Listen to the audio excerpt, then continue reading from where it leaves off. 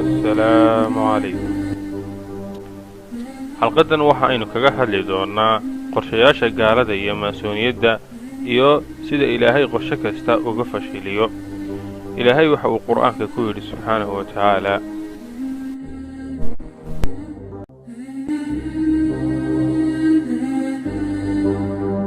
أعوذ بالله من الشيطان الرجيم ويمكرون ويمكر الله والله خير الماكرين.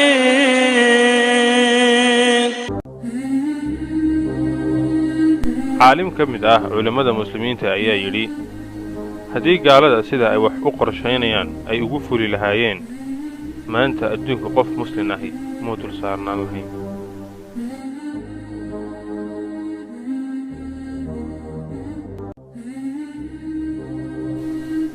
ma jirto diin adduunka ka jirta oo loola dagaalamay sida islaamka loola dagaalamay. iyadoo ay sidaa tahay haddana maalin walba wuu sii fidayaa, dhul cusubna wuu gaadhayaa.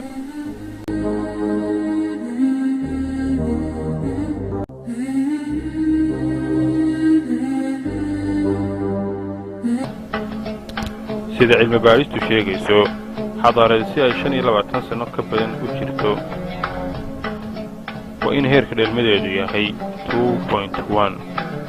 tiro kasta oo taa ka hoosaysa waxay keenaysaa in xadaaradaasi hoos u dhacdo.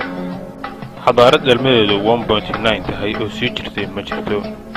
heer dhalmo 1.3 haddii uu gaadho micnaheedu waxa weeye xadaaradaasi way dhimatay, waayo waxay u baahan tahay 100 ilaa 80 sano si ay khaladkaa u saxdo. mana jiro nidaam dhaqaale oo muddada intaa la jiri karaa. si kale markaynu u dhigno, marka 4 qof ay isguursaday laba kasta ay hal qof dhalaan, carruurtu waxay noqonayaan kala badhka tirada waalidkood. haddii labadaasi isguursadaan oo iyaguna ay qof sii dhalaan, ilmahaasi wuxuu noqonayaa rubuca awowyadii. haddii 2006 1 milyan oo qof dhashayn, way adag tahay 2026 in 2 milyan oo shaqaale la helo. marka tirada populationku hoos u dhacdo, xadaaraduna hoos ayay u dhacaysaa. 2007 heerka dhalmo ee France waxay ahayd 1.8, England 1.6, Greega 1.3, Jarmalka 1.3, Talyaaniga 1.2, Sbaanishka 1.1. Yurub oo dhan heerka dhalmadu wuxuu marayaa 1.38.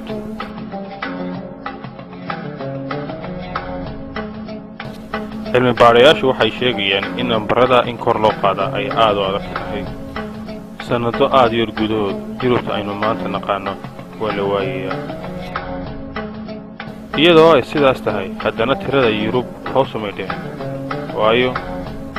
waa hijrada muslimiintu ay soo hijroodeen.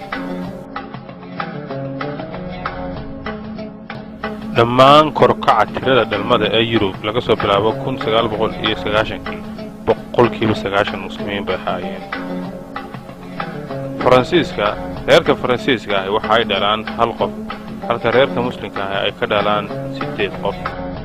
koonfurta faransiiska oo ahayd meelaha adduunka ugu kaniisadaha badan leh, kaniisadaha iyo masaajidada ayaa badan. boqolkiiba 30 carruurta ka yar 20 jir waa muslimiin. magaalooyinka waaweyn sida Nice, Marseille iyo Paris nambarkaasi wuxuu gaadhayaa boqolkiiba 45. 2027 shantii kasta ee Faransiisa mid ayaa muslim noqonaya. 39 sano gudahood Faransa waxay noqonaysaa jamhuuriyad islaamiga. 30 sano ayna soo dhaafay tirada muslimiinta ku nool Great Britain wuxuu kor uga kacay 82,000 ilaa uu ka gaadhay 2.5 milyan. maanta waxaa ku yaala in ka badan 1000 masjid Faransiiska badankooduna kaniisado hore ay ahaayeen. Holland boqolkiiba 50 carruurta dhalataa waa muslimiin. 15 sano gudahood kala badh dadka Holland ku nool muslimiin bay noqonayaan. ruushka waxaa ku nool 23 milyan oo muslima, taasoo micnaheedu tahay 5 ruush kasta qof baa muslima. boqolkiiba 40 ka mid ah ciidanka ruushka wuxuu noqonayaa muslimiin sanado yaro soo socday gudahood. Belgium boqolkiiba 25 dadka ku nool waa muslimiin, boqolkiiba 50 carruurta dhalataana waa muslimiin. xukuumadda Belgium ayaa hore u sheegtay saddexdii kasta ee carruur ee Yurubiyaana mid ayaa u dhalan doona reer muslima 2025. 17 sano qura ayaa naga xigay. ciddii ugu horreysay ee arrinkan meel babriga ka sheegtaa waxay ahayd xukuumadda Jarmalka. waxay sheegtay hoos u dhaca ku socda tirada dadka Jarmalka inaan la isjoojin karin. arrinku faraha ayuu ka baxay ayay yidhaaheen. Jarmalku dowladda Islaamku ka taliya ayuu noqonayaa 2050. Yurub waxaa ku nool 52 milyan oo muslima. xukuumadda Jarmalku waxay sheegtay nambarkaasi inuu dhibal noqon doono 20 sano ee soo socda, taasoo micnaheedu tahay 104 milyan oo muslima ayaa ku noolaanaya. Maraykanka marka la eego sheekadan sheeko aan ka fogeyn ayaa ka jirta. iminka heerka dhalmo ee Canada waa 1.6. heerka loo baahnaa in xadaarad lagu ilaaliyaana waa 2.1. islaamkuna waa diinta ugu dheereeya uguna faafitaanka badan. 2001 ilaa 2006 tirada dadka Canada waxa uu kor u kacay 1.6 milyan. 1 milyan oo tiradaas ka mid waxa uu muslimiinta soo gashay. Maraykanka heerka dhalmada iminka wuxuu marayaa 1.6. marka lagu daro qoomiyadaha Laatiinka ee soo gala wuxuu marayaa heerka dhalmo 2.1. waana heerka ugu hooseeya ee xadaarad lagu ilaalin karayo. 1970kii Maraykanka waxaa ku noolaa 100,000 oo muslim ah oo qura. maanta oo 2008 ahna waxaa ku nool 9 milyan oo muslim ah. adduunku wuu isbedelay. bushaarooyin fara badan ayaa islaamka Ilaahay u ballan qaaday. bushaarooyinkaas waxaa ka mid ah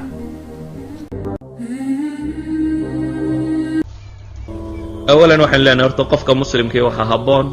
inuu mutafaa'il ahaado. waa mar labaad waxa haboon siduu nabigu uba sheegay salawaatullaahi wasalaamu calayh, bashiruu walaa tunafiruu. waar bushaareeya buu nabigu yidhi salawaatullaahi wasalaamu calayh oo dadka ha firdhinina. waa mar saddexaad ee diintu waxay noo tilmaamaysaa walaa tayaasuu min rawxi illaah, inaynan quusanin. bal qur-aanku wuxuu inoogu tilmaamayaa quusashada iyo qunuudku akhul kufri inuu yahay. qof alle rumaysan oo rumaysan kownka dhammaantii biyadihi lmulk, allahuma maaliki lmulki tu'ti lmulka man tashaa. qof saasi rumaysan in ilaahay adduunku dhammaantii gacantiisa uu ku jiro, dhanka uu doono inuu isagu u dhigo, sida uu doono inuu ka yeelaa, inuu quustaa iyadu meeshiiba kuma jirto. bale islaamku wuxuu ina barayaa quus dhaafe inuu qofka muslimkaahi camalka aanu joojininba, weliba xataa hadday u muuqato in qiyaamadiina dhacayso. bushaarada labaad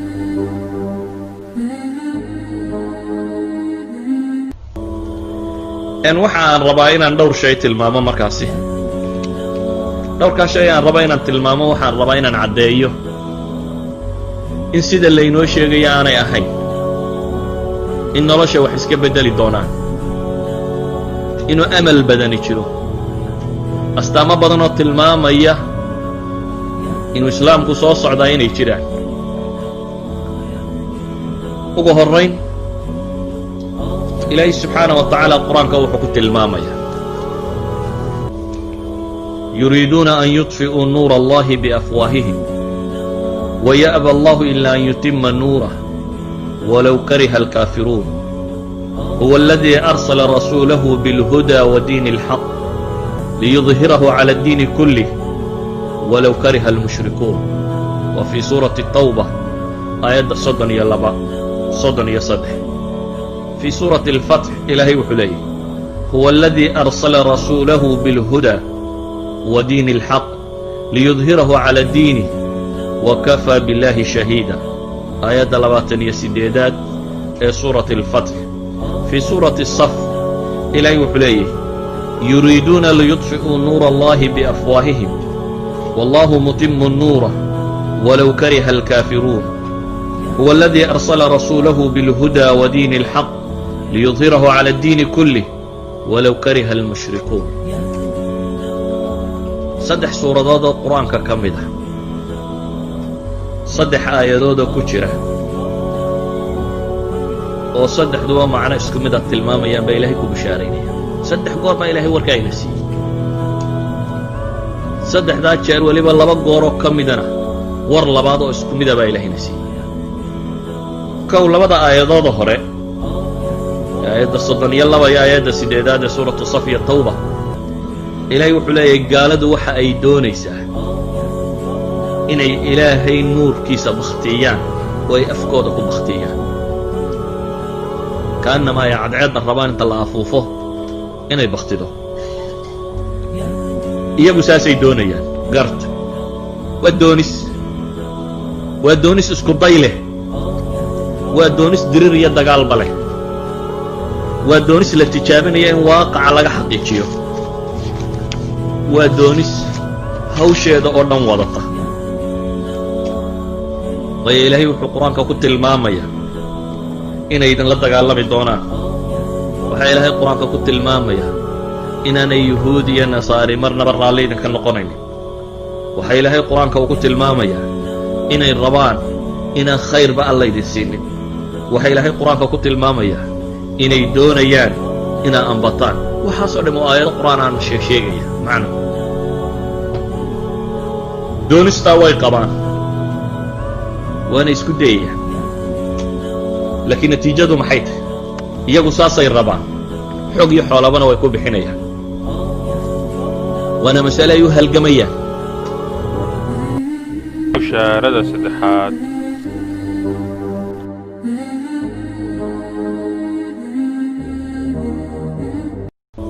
إلهي القرآن كوحك لا وعد الله الذين آمنوا منكم وعملوا الصالحات ليستخلفنهم في الأرض كما استخلف الذين من قبلهم وليمكنن لهم دينهم الذي ارتضى لهم وليبدلنهم من بعد خوفهم أمنا يعبدونني لا يشركون بي شيئا ومن كفر بعد ذلك فأولئك هم الفاسقون وأقيموا الصلاة وآتوا الزكاة وأطيعوا الرسول لعلكم ترحمون لا تحسبن الذين كفروا معجزين في الأرض ومأواهم النار وبئس المصير. إلهي وحو قرآنك كتلنا إلهي وحو يبوها ودولك مؤمنين تاؤو يبوها إيمان يعمل صالح والصوبان كوي لغهري لا يستخلفنهم في الأرض لامك وألام الموطئة للقسم قسم محذوفة هي لام تتني إنما كان سينيسا وحا إلهي لا يستخلفنهم في الأرض الله كل أرتيه وان خلافة سينيا ضدك مؤمنين تا إلهي الراعي سيدي مؤمن كي إياك كهر رييبا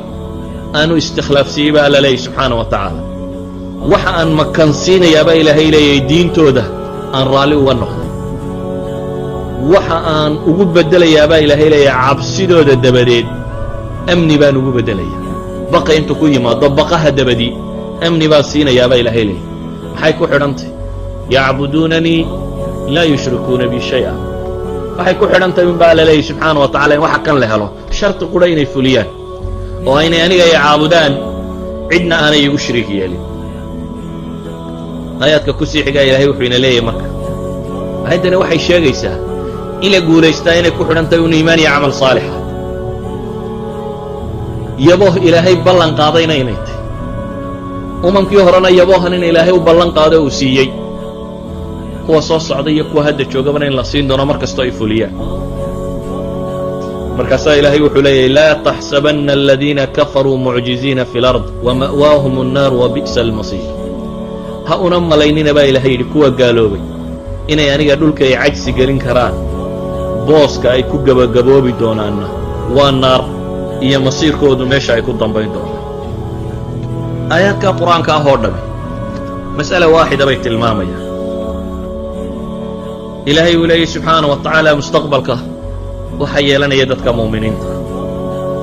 walidalik baa ilaahay qur'aanka wuxuu ku leeyahy qul liladiina kafaruu ilahay wuxuu leeyahy waxaad ku tidhaahdaa kuwan gaaloobay satuglabuun watuxsharuuna ilaa jahannama wabi'sa almahaad war waa laydinka xoog badan doonaa ku dhaba ilahay leeyahy subxaana wa tacaala waa laydinka xoog badan doonaa jahannamana weliba waa laydin keeni doonaa bal aayaddan kale u fiirso ilaahay baa wuxuu leeyahy in aladiina kafaruu yunfiquuna amwaalahum liyasudduu can sabiili illahi fasayunfiquunaha kuwa gaaloobay baa ilahay leeyahy subxaana wa tacaala maal iyo hanti badan bay waxay ku bixin doonaan inay ilaahay dariiqiisana awdaan fasayunfiquunaha baa ilahay yidhi waa bixinayaan balaayiin iyo trillions baa loo bixinayaa si loo joojiyo sawti alxaq inuu soo baxo laakiin maxaa ka dambaynaya ilaahay wuxuu yidhi uma takunu calayhim xasra uma yuglabuun والذيina kafaruu ilى جahannama yuxsharuun waxaa la leeyahay uma takunu calayhim xasra waxa ay bixinayeen oo dhammi waxay ku noqon doontaa maxay miday ka murugoodaan uma yuglabuun baa ilahay leeyay iyagoo waxaasoo hantiya bixiyey ayaa haddana laga xoog badan baa ilahay leeyay ayaa laga xoog badan doonaa والذiina kafaruu ilى جahannama yuxsharuun kuwa gaaloobay baa ilahay leeyay subxaanaه wa tacaala jahannamo dhankeeda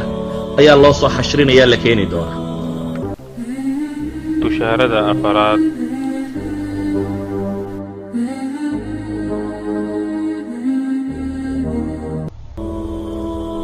cabdillaahi ibnu camar ibnu alcaas oo fadhiya ee abu qubayla siduu sheegayo waxa la weydiiyey cabdillaahu baa la yidhi nebigu labada magaalo tee la horfuranayaa buu yidhi yacni waxaad mooddaa inuu xadiidku mustafiid iyo dadkao dhammi garanayaan waxa la weydiinaya cabdillaahina waxa weeyaan labada magaalo ta la horfuranayo cabdillaahi wuxuu yidhi ii keena sanduuqayga sanduuq baa loo keenay xidhan oo xalaqaad leh sanduuqii buu furay markii uu sanduuqii furay ayuu wuxuu yidhi anigoo nebiga la jooga salawaatu ullaahi wasalaamu calayh iyo su-aashatan la weydiiyey ayu lmadiinatayni tuftaxu awala labada magaalo kee la furanaya anigoo nebiga la jooga ayaa la weydiiyey buu leeyahy labada magaalo la sheegaya waa labadee waa dawladdii romaniska lo odhan jiray labadii magaalo ee midna diinteeda looga telinayey midna dawladnimadeeda looga telinayay midi waa qustantiniya constabal magaalada lo odhan jiray waa magaalada islaambul hadda la yidhahdo ee turkiga caasimadda u ah midna waa rumiya midna waa rumiya rumiya waa rooma caasimaddan talyaaniga ee fatikaanku degan yahay waa taas waxa uu tilmaamaya xadiidkaasi nebiga waxa la weydiiyey buu yidhi anigoo la fadhiya labadan magaalo iyomaa la horfuranaya nebiga goormaa la weydiinaya wakhti hore islaamku markaa intuu xukumaa in yaroo jasiiratulcarab ka mid a madiina iyo maka iyo in yaroo intaasi ah ayuu islaamku haystaa dabeetana nebigu wuxuu ka warramayaa in labadaa caasimadood la furan doono dabeetana waxaa la weydiinayaa labada teebaannu hor furanaynaa markaasuu nebigu wuxuu ku yidhi salawaatu ullaahi wasalaamu calayh waxaa hor furanaysaan qustantiniya magaalada heraklas uu xukumo ee qustantiniya la yidhaahdo ayaa la furanaya goorma la furtay waxay idhahdaan 850 hijiriyada ayaa la furtay saxaabaddu maadaama ay rumaysnaayeen wacdigan uu nebigu sheegay in badan bay isku dayeen iyagoo nool inay furtaan meesha tan waayo nebigaa ballan qaadoo sheegay saxaabada iminka istanbul ku aasan waxaa ka mid ah abi ayuub alansaari baa ka mid ah 20 saxaabaa la sheegaa oo istanbul dhinaceeda ku aasan oo ah raggii u soo jihaad tegay ee salahaa wacdigii nebiga xaqiijiya oo furta meesha oo dabeetana u suurtoobi weyday saxaabadii markaa jiilu saxaaba ma furanin jiilu taabiciin ma furanin taabiciintii ma furanin 8 qarni markay soo wareegtay iyo 50 sannadood wax ku dhadhoway ayaa waxaa furtay maxay moxamed alfaatix wiil yar oo dhowr iyo 20 jir ah wiil yar oo dhowr iyo 20 jir ah ayaa furtay 28 jir buu ahaa maalintu meesha furtay ciidanku hoggaansanay moxamed alfaatix wakhtigaasuu furan doono waxaanu sheegay labada magaalo ta la hor furan doono waxa xaqiiqo oo waxaynu haynaa hadda labadii magaalo tii la hor furtay baynu haynaa oo waxaa la hor furtay tee qustantiniya la furtay waxaa la horfurtay labadii magaalo markaasi qustantiniya xaqiiqo waxaa siduu nebi moxamed sheegay inta kalena ay furmi doonto qaabkii ay doonto ha ku furanto ama dadkeedu ha islaamaan ama xooga ku furanto ama waxay doonto ha ku furanto roomana in islaamku ka talin doono xaqiiqa ah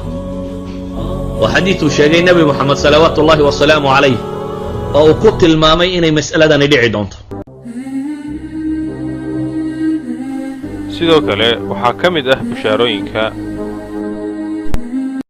mubasharaadka yaalla waxaa ka mida baynu leenahay waa ummad aanay marnaba dhimanin marjacay u noqonaysa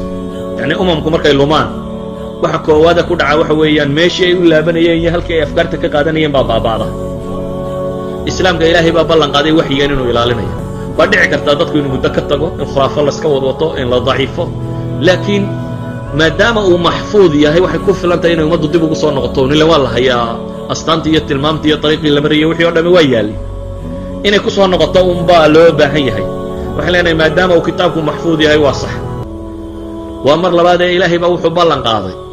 muslimiinta mar walba inay joogi doonto koox yar oo xaqa ku sugan oo aan marnaba iyadu dhiman doonin si ay ummadda qudwa ugu noqoto tusaale ay ugu noqoto oo waa kii nebigu xadiidka ku tilmaamayey alطaa'ifa almansuura laa tazaal yani wuxuu nebigu sheegay salawaatu ullahi wasalaamu calayh inaanay marnaba ka zuuli doonin mujtamaca muslimka dhexdiisa daa'ifo xaqa ku sugan oo aan u aabba yeelin cid kastoo hoojisa ee iyadu xaqaasi uun haynaysa ilaa iyo muslimiintu ay dib ugu soo ururaan daa'ifadaasi oo dacallada loo qabsado waxa kuugu filan walidaalika waxaynu leenahay mar kasta oo islaamka dawaa'iftiisaasi ay xoogaysato waxay muuqanaysaa in islaamnimada dib loogu soo noqonayo sidoo kale waxaa ka mid ah waxaan leenahay waxyaabaha kale khayrka sheegaya waxaa ka mid ah aynu leenahay mustaqbalku wuu fiicnaan doonaa biidni illahi tacaala bacthi alxarakaat alislaamiya islaamnimo ku noqoshada tan oo waa maxay dadka mu'miniinta ahi islaamnimadoodii way ku soo noqonayaan waxa sii badanaya mar kastaba dadka multasimiinta ee diintoodii u soo noqonaya mar kastoo daa'iradaasi ay sii ballaadhato maxaa kordhaya mustaqbalkii wuu soo dhow yihi walidaalika bay maanta waxay yidhahdeen maalan iyagu markay ixsaa'iyaadka samaynayan waxay yidhahdaan ixsaa'iyaadka muslimka iyo kristanka bay yidhahdeen ixsaa'iyaadkii hore qadiimkaa baan ka warramaya ixsaa'iyaadka laftiisa saa loo sameeyaa la isku khaldaayo laakiin ixsaa'iyaadka qadiimka haddaan sidooda u qaato waxay dhahaan muslimka iyo kristankaa badan bay dhaheen diin ahaan dadka haysta laakiin bay dhaheen dhaqan ahaan dadka haysta intaasoo jeer muslimkaa badan yacni marka la ysu qiimeeyo kristanka kiniisadda taga ee diintiisii multasimka ku ah ee mutadayinka ah iyo muslimka masaajidka taga ee maxay mutadayinka ah waxaynu arkaynaa in islaamka iyo noqoshadiisu ay soo tiro badanayso iyadoo dil iyo dhac iyo boob iyo xadhig iyo wax walba lagu hayo haddana way sii badanayaan weliba badnaanshiyo qura maahee waxaynu leenahay u noqoshada kitaabka iyo sunnaha iyo cilmiga diintuna uu sii faafaya uu sii badanaya waxaa laga yaabaa dee qof kaloo idinka ka mid intiina badan inaad garanaysaan soomaaliya 30 sano ka hor waxaa laga yaabaa masaajid markaad tagto inaad ugu tegaysay un odayaal ciro leh inay ceeb ahayd nin dhallinyaro oo masaajid ku jirayn lahaa maantana waxaa laga yaabaa masaajidda markaad eegto dee intiinan hor fadhidaba dhowr nin baa wax ciro layda ku jira yacni dad shabaab oo tiro badan leh inay diin qaateen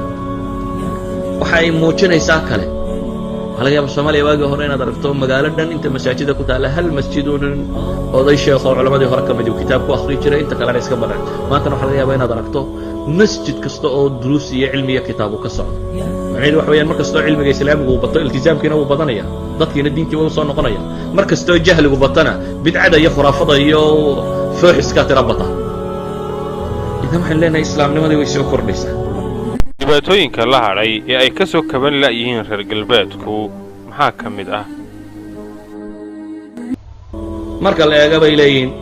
nudumkii iqtisaadiga ah iyo wararka jira iyo qaabka u socoto marka la eego bulshada iyo akhlaaqiyaadkeeda iyo dhaqankeeda iyo qaabka u socoto marka la eego maalan waxay leeyihiin intixaarkii baa batay dadkii baa noloshii nacay oo isdilkii baa batay weliba bay leeyihin isdilku wuxuu ku badanyay tabaqaadka sare tabaqaadka hantiilayda ee lacagta haysata ayuu ku badan yahay waxaa macruufa waddannada qaar ka mid ah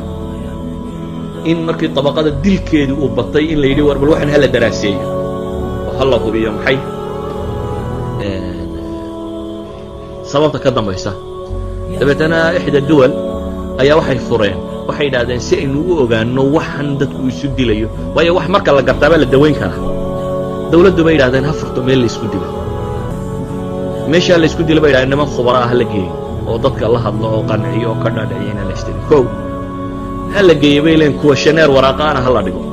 oo qofku sababtu isu dilayo da'da uu yahay waxa uu ka shaqayn jiray si loo ogaado bal tabaqaadka dilku ugu badan yahay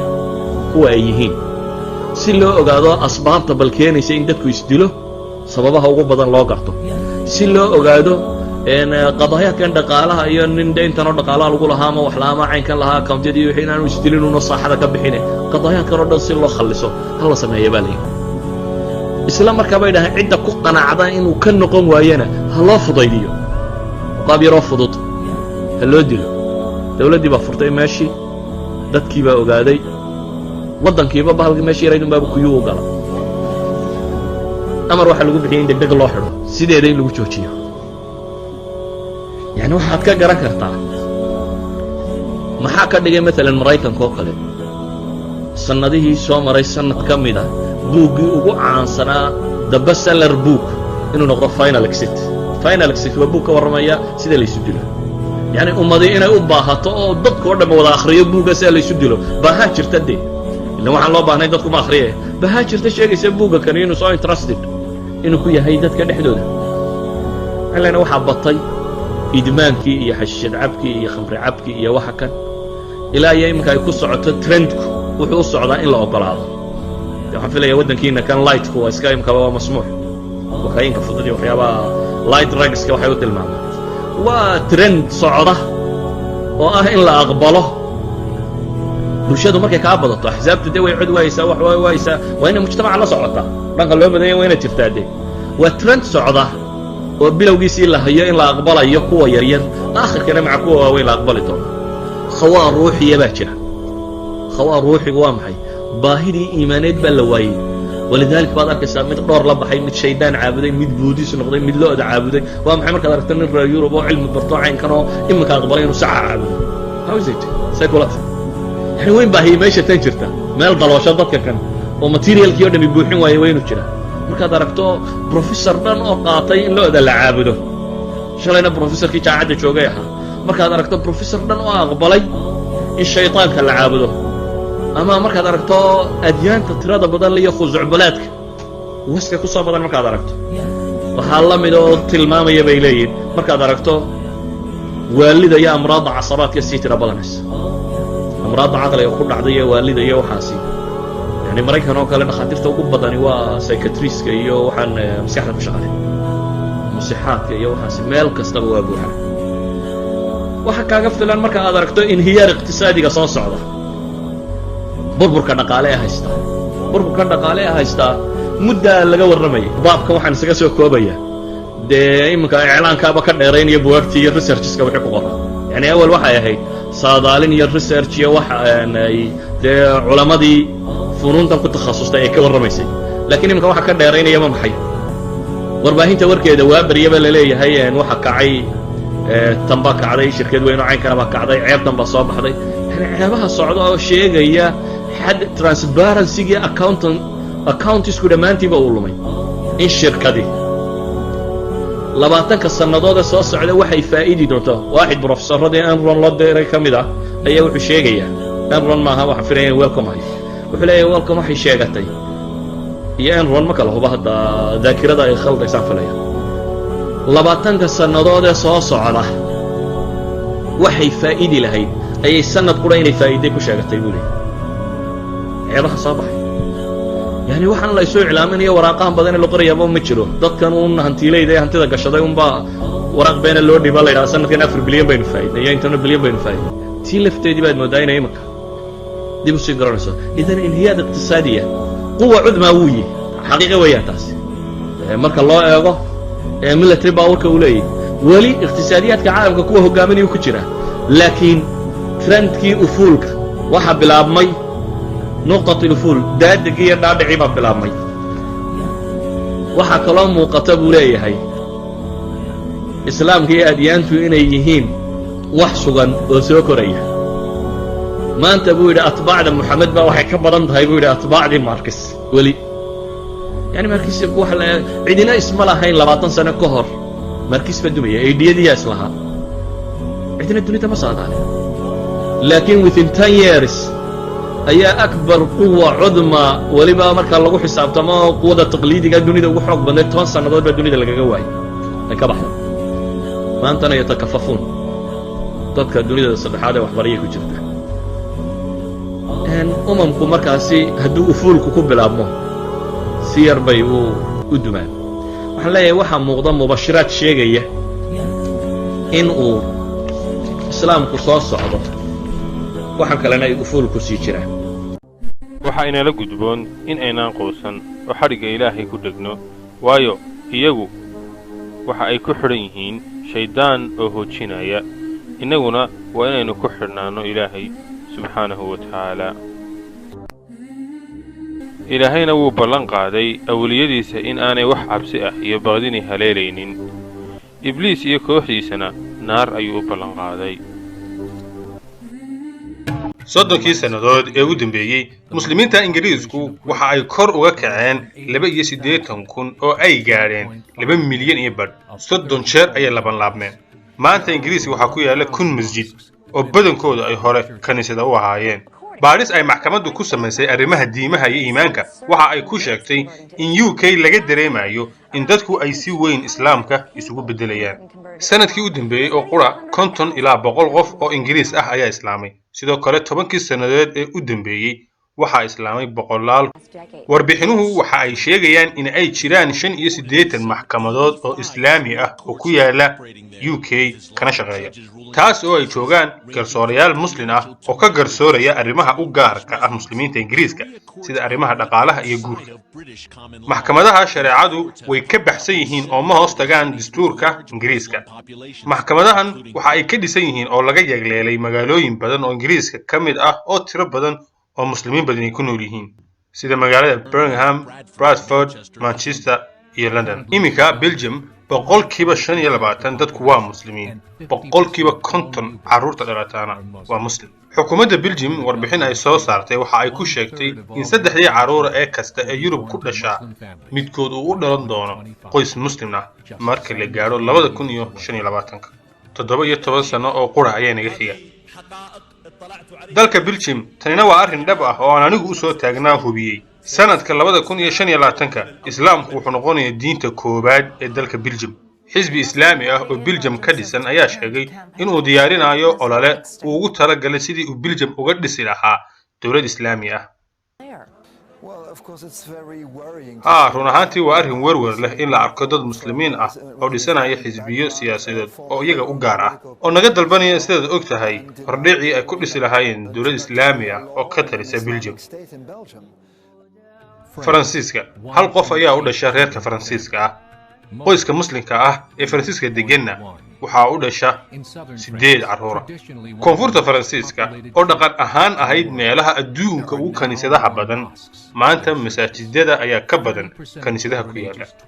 boqolkiiba 30 carruurta ay da'doodu ka yar tahay 20 jir waa muslimiin halka magaalooyinka waaweyn sida Nice, Marseille iyo Paris uu nambarkaasi gaarayo boqolkiiba 45 marka la gaaro 2027 shantii qof ee Faransiis ahba mid ayaa muslim noqonaya 39 sannadood oo qura gudahood Faransiisku waxa uu noqonayaa jamhuuriyad islaami ah France will be an Islamic republic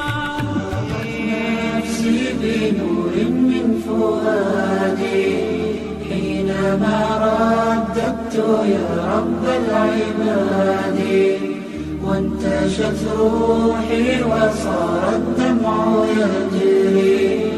يا إلهي خذ بقلبي للرشد marka aad eegto dadka caanka ah ee Faransiiska waxa aad arkaysaa sida islaamku ugu dhaxfaafay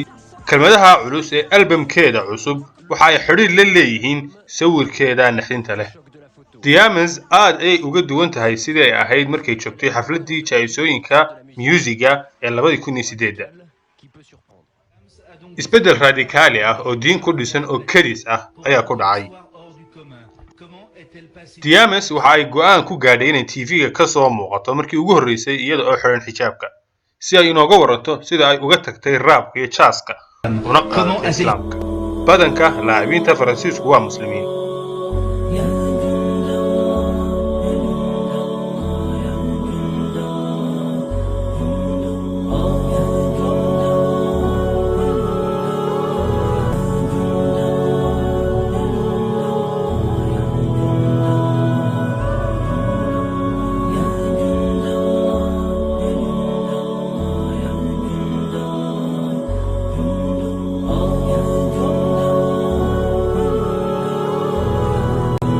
dhacdooyinkii Sebtembar 2001 qaraxii daaraha ee Mareykanka waxa aan akhriyay warbixino sheegaya dadka sanadka muslimay ee Faransiiska ah waxa ay gaarayaan 50,000 فرنسا 50,000 waxa aan tegay Denmark 4 ilaa 5 sano ka hor waxay ahayd xilligii la sawiradii kartoonka ahaa ee nabiga nabadgelyo iyo naxariis korkiisa ahaa ee lagu jeesjeesayay waxay ugu yiraahdeen walaalihii aan ugu tagay dalku shiikhow dhacdada kadib dadku diinta waxay u soo galayeen kooxo waa salaad jimco oo laga oogayo wadooyinka Paris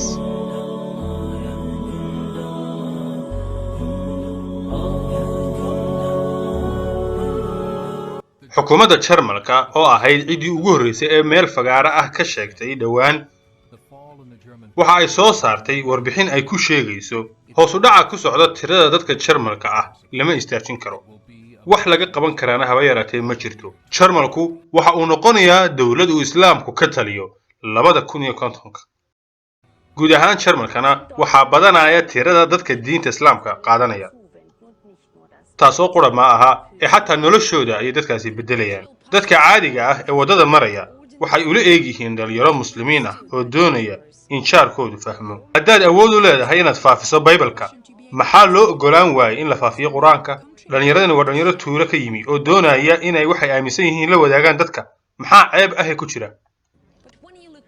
laakiin marka aad u sii fiirsato waxa ay faafinayaan waa uu ka badan yahay waxa ay aaminsan yihiin oo qura waxa ay faafinayaan waxa ay u arkaan inuu yahay xaqiiqada qura ee adduunka ka jirta dadka maamula ayaa galbeedka dimuqraadiyad looga yaqaan laakiin aniga ilaahay oo qura ayaa imaamuli kara Jarmalka isagana dhawaanayaan joogo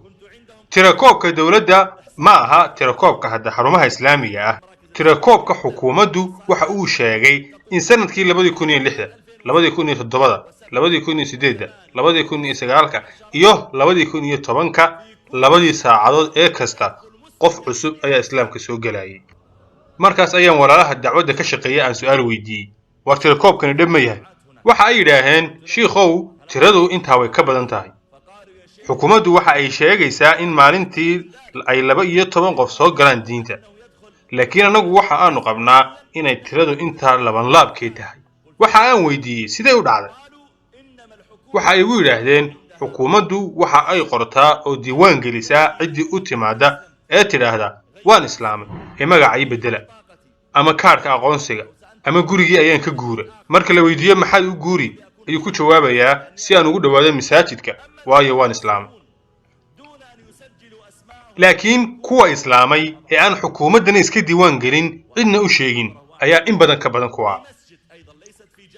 hal muxaadaro ayaan ka galay masaajid ku yaala Jarmalka hadda ma aha jaamacad ama suuqa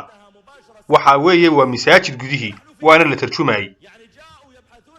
isla halkii waxa ku islaamay 6 qof meesha la joogaana waa masaajid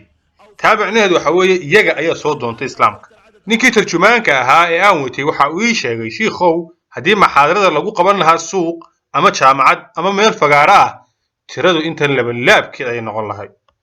لا تحسب أن الدين بعيد عن حب وحياة وبهجرك للدين ستحيا تعشق ما قلبك يهوى أو أن الأيام ستحلو وترى الدنيا شط نجاة دينك بحر من آمال شط لجميل الأحلام ليس الدين كما تخشاه ذا ممنوع ذاك حرام فالإسلام جميل حقا هذا ليس هو الإسلام كل أوامر تهدينا وتنادينا يزرع فينا حب الناس الإسلام سفينة حب يدفعها أجمل إحساس قسطنطينية waa la furtay qaybta labaad ee bishaaradu waxa weeye furashada rooba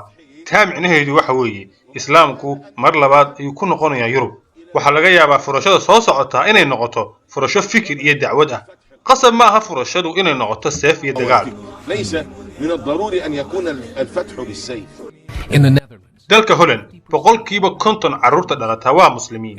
15 sanadood gudahood kala bar dadka ku nool dalka Holland waxa ay noqonayaan dad muslimiin ah ruushka waxa ku nool 23 milyan oo muslimiin ah taas oo micnaheedu yahay 5 qof ee ruush ah mid ayaa muslim ah boqolkiiba 40 ka mid ah ciidanka ruushku waxa uu noqonayaa muslimiin sanad yar oo ina soo aadan gudahood waqti xaadirkan waxa ku nool Yurub 52 milyan oo muslimiin ah xukuumadda Jarmalku waxa ay sheegtay nambarkaasi inuu labanlaabmi doono 20 ka sanadood ee soo socda oo noqon doonaan 104 milyan